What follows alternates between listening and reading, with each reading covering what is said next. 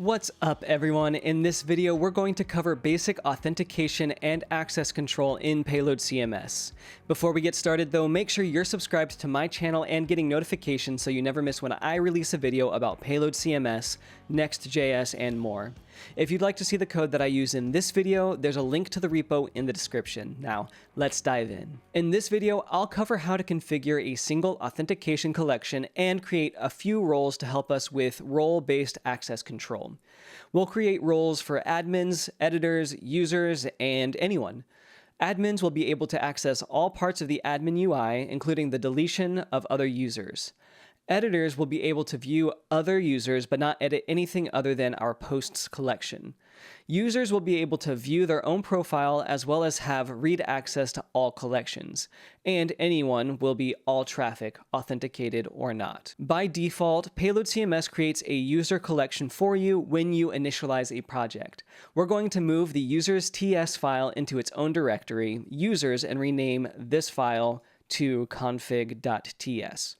So in collections, new directory, users, we'll drag and drop users.ts into that directory, and now we'll change users.ts to config. In our users config, we'll create a new select field called roles under our avatar. So we will add name roles, type select, and we will want this to have has many, and so we'll set that to true. We'll also want this to be saved to our JWT, so we'll set that to true as well, and this is throwing an error because it's expecting options. And we'll give it options. So we'll have one that'll be label admin, which will have the value of admin, and then we'll have another for editor with the value of editor, and lastly, one more that will have a label of user and a value of user. Now, we want to make sure there is always a role when a user is created and that the role can't be changed by a non-admin user. We'll do that using a hook. To do this, we'll need to create a new folder called hooks in our users directory.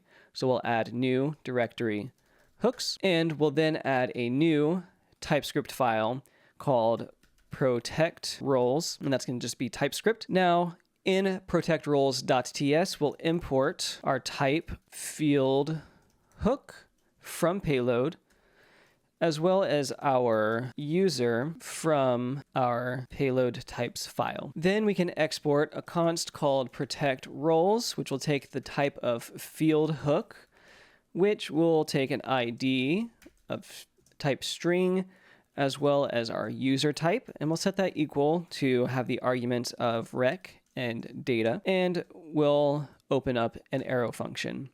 We can check if a user is an admin by creating a new constant called isAdmin and check the rec object for a user, check if that user has roles, and if it does, that those roles include the string admin. Then we'll check if isAdmin is false, and if it is false, we can return user. If the user is an admin, we can set a new constant called user roles and set it to be equal to a new set where we'll have data.roles or an empty array, and then user roles.add. Instead of admin, we'll add user. Then we can return our user roles using the spread operator. Now we can see here that roles is returning red in my IDE, and that's because we need to generate our types. So we can do payload generate types, and when this runs and we restart our server, we should see roles stop complaining in my project. Now we can add this hook as a before change hook to our users config. So I will go to the bottom of our roles field and add hooks, and then a before change hook with protect roles as the only option in that array. Let's load this up and assign at least one admin account before restricting access across the app. Let's go to our users collection. We'll just select all of our users, click edit, and then add the admin role to both of our users. Instead of our users receiving the admin role, you can see here that they just defaulted to user. So we can be glad that our hook is working properly. In order to assign admin to either of these users, we'll need to disable our hook first. So let's disable our hook, and then we can click edit again, roles, select admin, and click save. Now we can see that admin is assigned to our roles, and we can reset our hook so that it is now running. Now let's create our permissions for the admin dashboard. We'll add another new folder called Access, which will hold all the files we need to define our access control. We'll need files for our anyone, user, editor, and admin access, as well as a utility called checkRole in order to assist us in our permissions. So I'm going to create all those TS files now.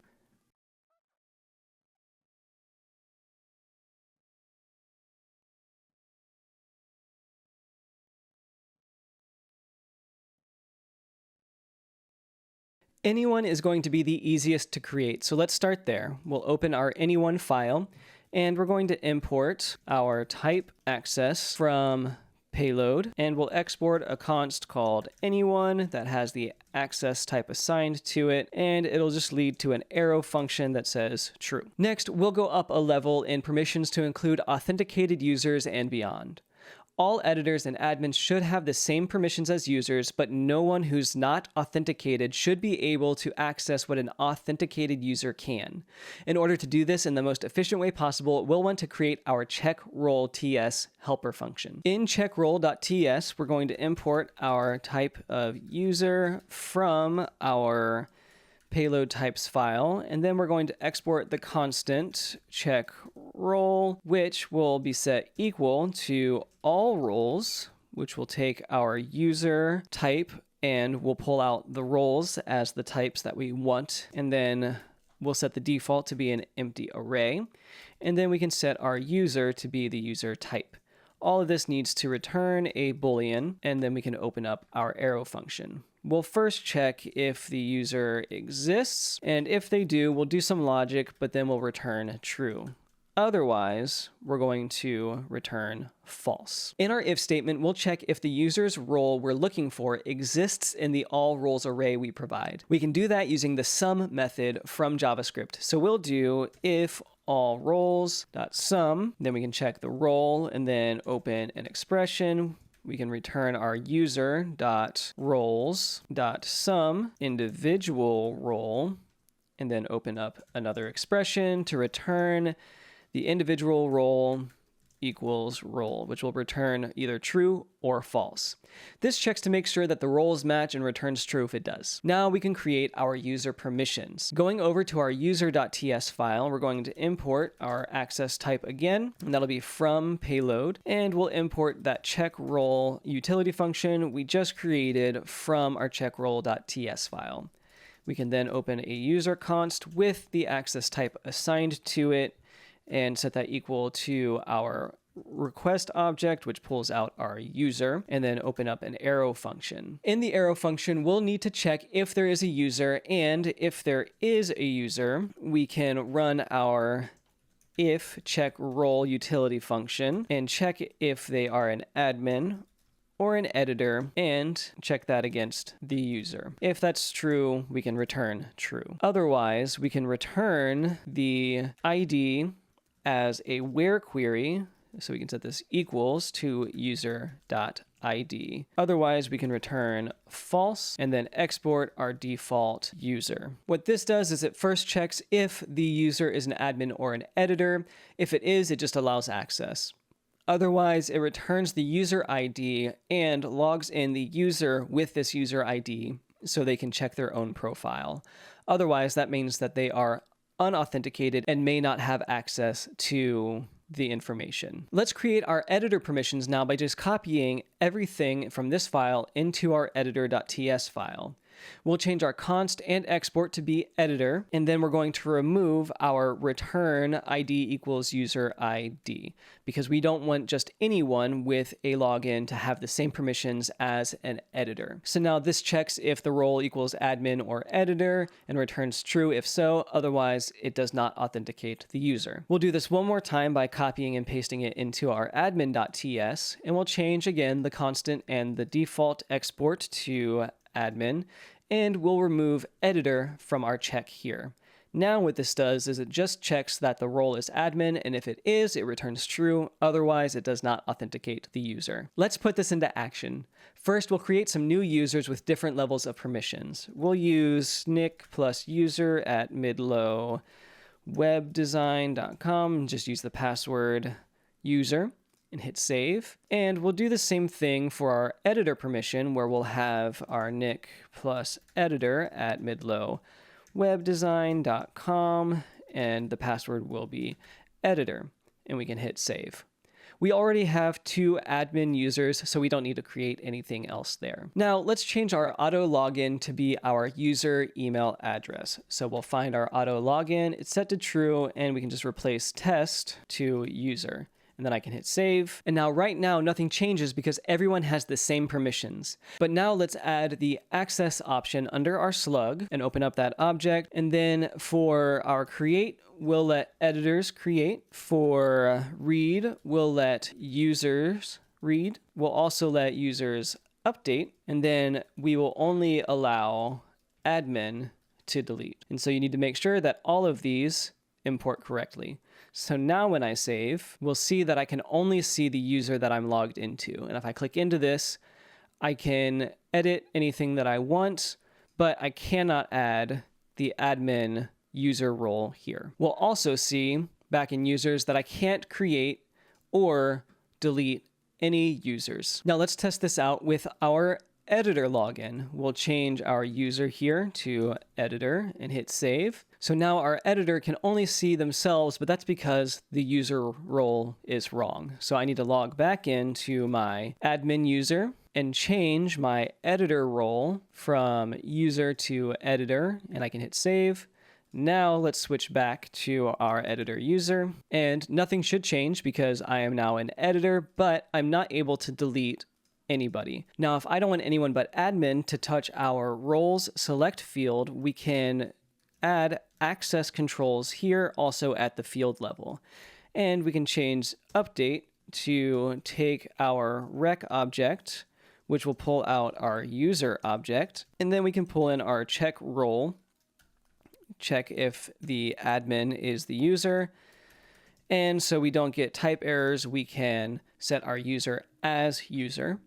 Now, if I save, I am currently an editor, and I'm no longer able to change my roles. And I can't change anyone's role for that matter. To set us up for the next video, I want to go over accessing these permissions on the front end. Let's create a new file called page.tsx in our front end directory. We can then import our headers as get headers from next headers, and we can import get payload from payload, as well as our config from payload config. Then we can export our default async function home and open up our function. Inside the function, we'll set a headers constant equal to await get headers. We'll set our payload constant to await get payload from the config. And lastly, we'll create one last constant called user, and we'll set that equal to await payload.auth, which will take our headers. We can then return an h1 to check if the user exists. If they do, we can say you are authenticated as their role, which is found in user roles, map role, because they can have more than one role, and we'll join them with a comma. Otherwise, we can say you are not logged in. If I save this, we can go to our local host to open up our home page, and adjusting that so there's a space between the comma and the second value, we can see that we are authenticated as a user and an editor. But if we go to our auto login and set it to false and refresh our homepage, we can see that we are not logged in. And just so we can see it for our other users, we can change this back to nick test, which should say that you're authenticated as admin. As you can see, it's relatively simple to set up role-based access control with Payload CMS. Taking what you learned from this video, you can very easily add more roles to your list and start applying them across different collections. In the next video, we'll talk about what you can do if you want to start accepting customers or some other kind of user collection that needs authentication without access to the admin dashboard. If you found this video helpful, please like it and share it with others who might also find it useful.